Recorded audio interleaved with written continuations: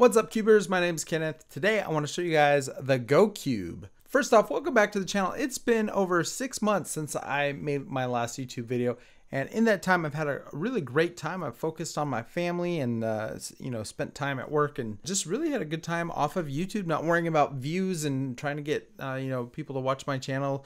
It's actually been a weight off my shoulders, especially after making videos for over 10 years. And the platform's changed so much. It's just, really nice to get away from it for some time. But at the same time, I really want to show you this puzzle. I actually ordered it on Kickstarter. I don't know how long ago. It seems like a really long time. And I just really want to show you guys this puzzle because I really enjoy it. I've made videos on all sorts of like electronic cubes before, and for the most part, they're pretty not that great. This one though, however, is really fun, and I really want to show it to you guys.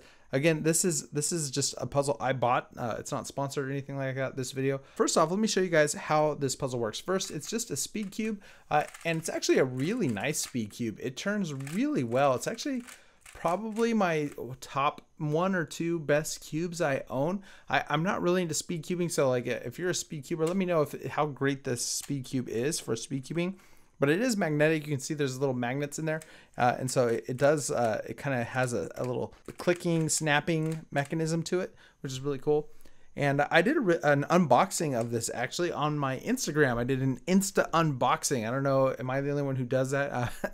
I did a bunch of Instagram stories of me unboxing this puzzle, and I was really blown away. The unboxing experience was really fun. It's well packaged, and it just was a lot of fun. And then when you get it, it's almost magical how well it works. Not just the speed cubing, but how well the app works. So let me show you guys the app. Let's see if I can record it. Okay, so I'm recording the app right now, but let's start with just doing a solo run.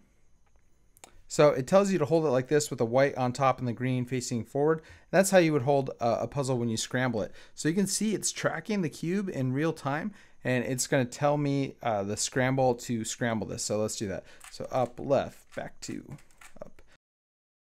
Okay, so there is the scramble. So now I got 15 seconds to inspect the cube.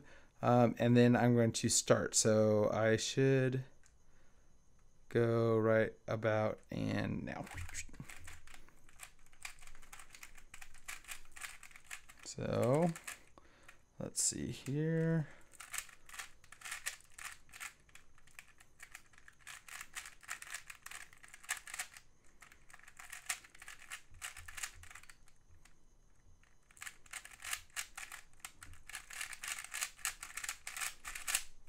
So there we go, 23 seconds. That's one of my best solves. But anyway, if you were to solve this with CFOP, it would actually have some really cool stats here about how you went around it. For me though, I didn't use CFOP. I used my corners first method. So these times don't really matter. Like by the time I got like the 2 layers, I was almost done, and I didn't do an OLL, PLL. It doesn't really apply to me. But when I do use like a CFOP type method, it's actually pretty cool. Actually, let's try that. Let me do it. So let's play again. So white on top, green front.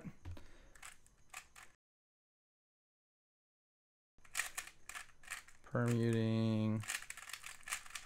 Done. So there we go. Now I can go to more stats, and this will actually be interesting now. So I have my cross was 5 seconds. My F2L was 26 seconds.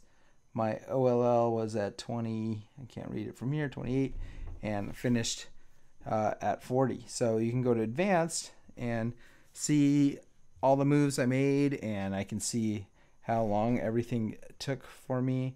I can see each pair of the moves I made. Anyway, lots of really cool stats. So if you solve CFOP, like this is really neat.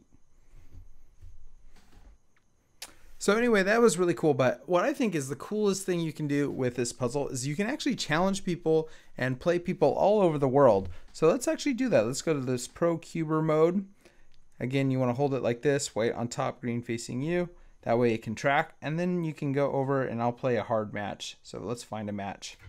It's going to go to landscape and see who I'll be racing. All right, Caleb, let's race. So it's going to have me hold the cube, and I'm going to scramble it. So left to back to. So now I'm gonna race Caleb. So we both get 15 seconds of inspection, and then we're gonna race. So you have to wait for the entire 15 seconds. So even if you're ready to go, like I'm ready to go right now, I'm gonna wait. So ready, set, and go. So now I can go.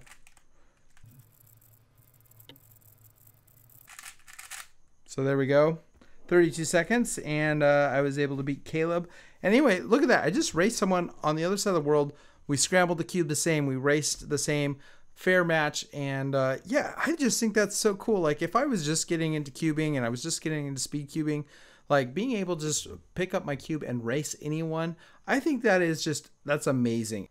They also have this scrambling match. So it's very similar to the solving match. So the way it works is first you choose what match you want to play. So I'll play Super Expert. It says find me a match.